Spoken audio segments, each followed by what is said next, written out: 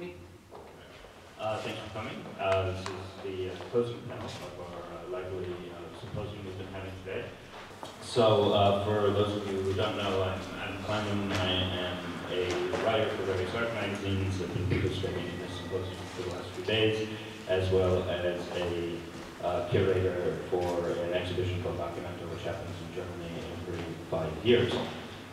Which brings us to the subject today, which is kind of this bizarre thing where we're supposed to prognosticate about the future of art, which is always a tricky proposition because, and something that has been kind of suppressed in most of the last week is that there's actually a multiplicity of things. There's a multiplicity of histories, there's a multiplicity of schools, there's a multiplicity of markets, there's a multiplicity of subjects, there's a multiplicity of futures. So we can't really say which one will happen. All we can do is maybe point to some trends and things like that. But kind of ironically, we went on a studio visit today to Nexxt Media, and they embody a certain trend that has been a historical precedent now for at least a decade, but is also at the same time increasing and becoming one of the largest kind of artistic practices today, which is some have called post-discipline, which is artists who do work outside of the so-called confines of what is normatively called art, be it painting, sculpture, whatever, but also including things like sociologists or anthropologists or filmmakers. It's called research practice. People don't even know what to call it these days. And research practice, which counterintuitive to the idea also of the future of art, is an art that's intentionally looking into histories. One of the most common impulses in this is kind of an inspection to archives and an inspection to histories, particularly to sort of figure out where we came from, where we are, and where we're going.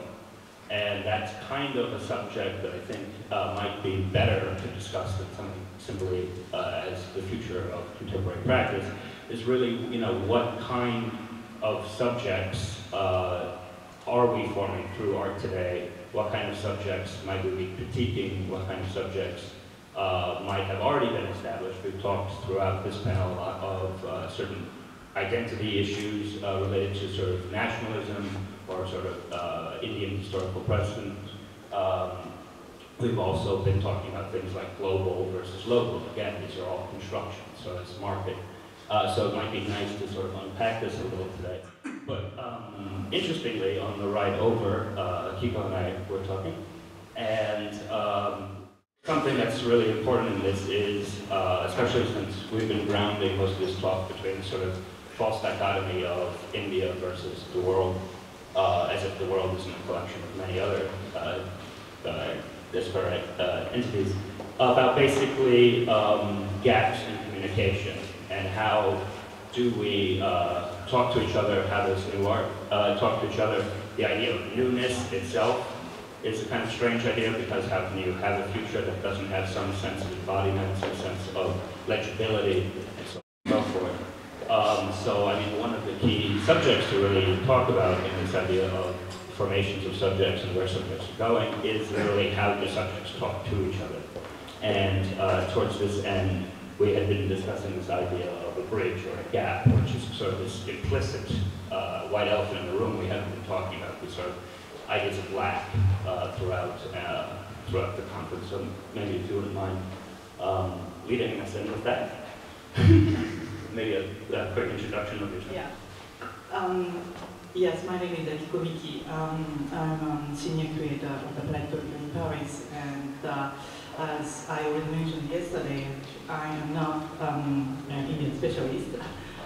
It's just a contemporary art creator, but I have had a chance working with a certain number of artists from India in last several years, and I actually want to pass right away to Beatari because I am so glad to have her here because yesterday was a little bit strange in some ways that we have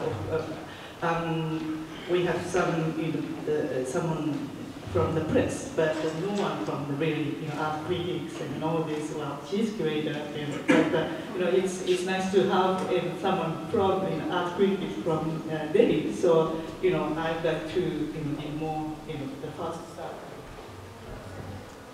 Thank you. I'm Gayatri Sinha.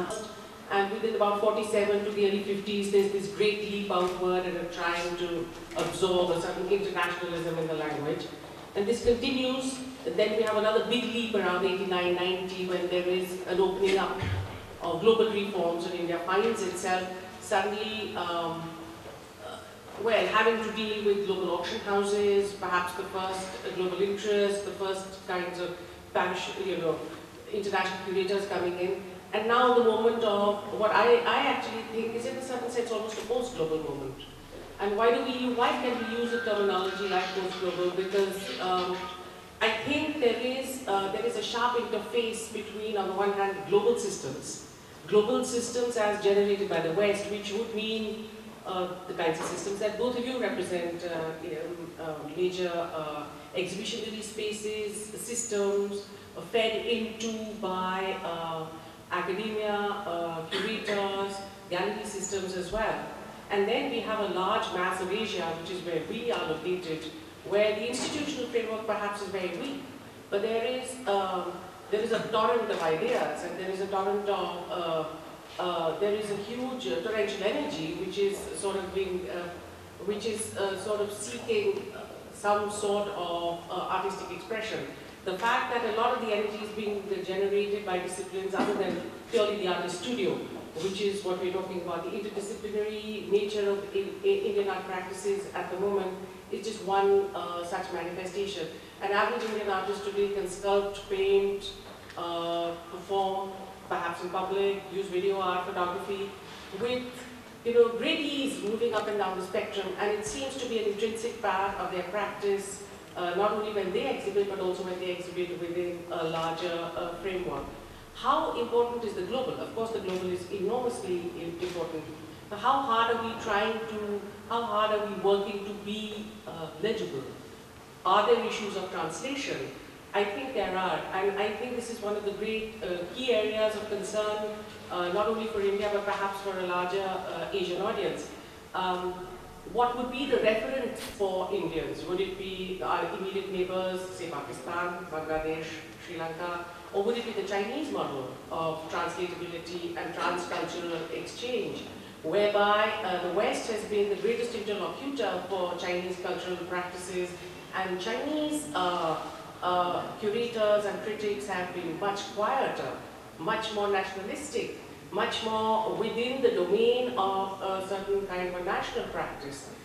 Is this the model that would work for us? Or does India, with its larger colonial background, have the facility for greater links and translations across the board to Japan, for instance, which is very interesting because Japan Foundation in the mid-90s actually sets into motion a sort of huge arc of exposure for countries like India and then APT follows, I think, in 1996, where India jumps in with the first kind of curatorial models. Now, this is becoming an arc of some comfort. Can we have some silence at the back, please? But I think there is becoming some arc of comfort over here, which is zones like the Asia Pacific, where there is a sense of fraternal exchange, a sense of shared, let's say, issues of the Aboriginal, the tribal, the hinterland. The migration is a very big issue within, say, it would be recognizable across the APT countries and India.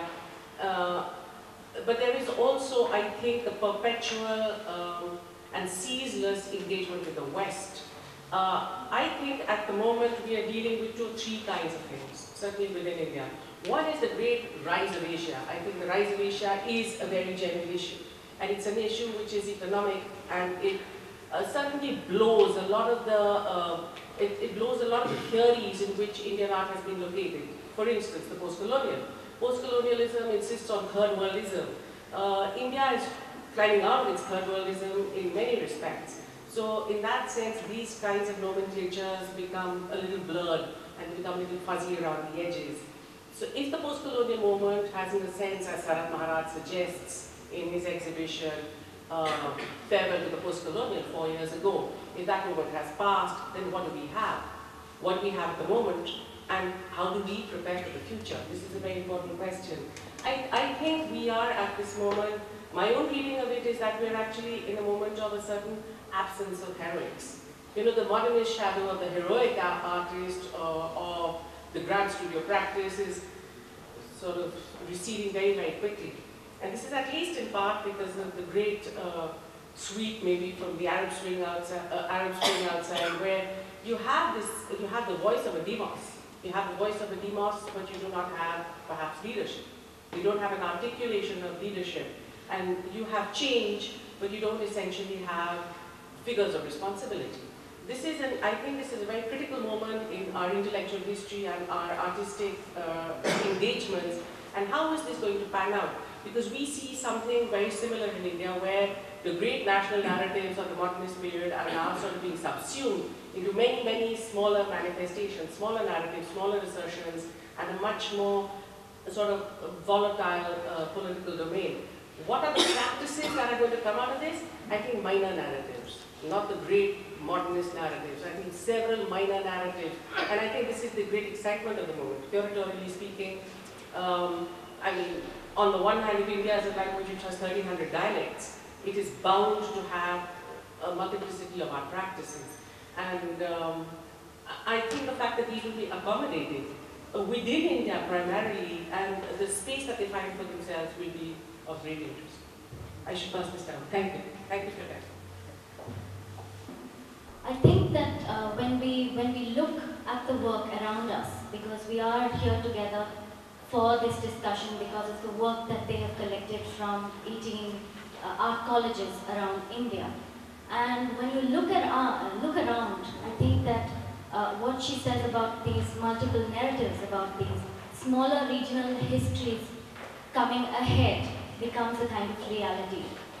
We are still very much living in a kind of shadow, a memory of post-colonialism, and I think the filtering down of all the very experimental attitudes that have come out in the centers like Delhi and Bombay have perhaps not filtered out into the larger periphery or marginal spaces in India.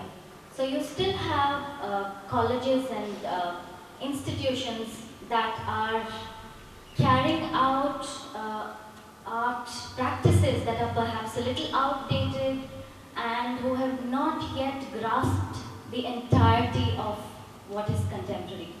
So specifically looking at the work around here, some of which is very beautiful, some of it is following trends that became popular in India some 30 or 40 years ago. But when you look around, you really don't see that entire push to realize what it is to be living in a rapidly changing contemporary India. So one has to also think about the manner in which we have so many marginal areas in India. Everything is not progressing at the same rate. The students from Visakhapatnam, students from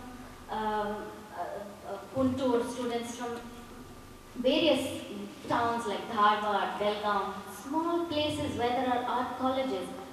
How much of this entirety of Indian art history has reached them? How much of the global has reached them?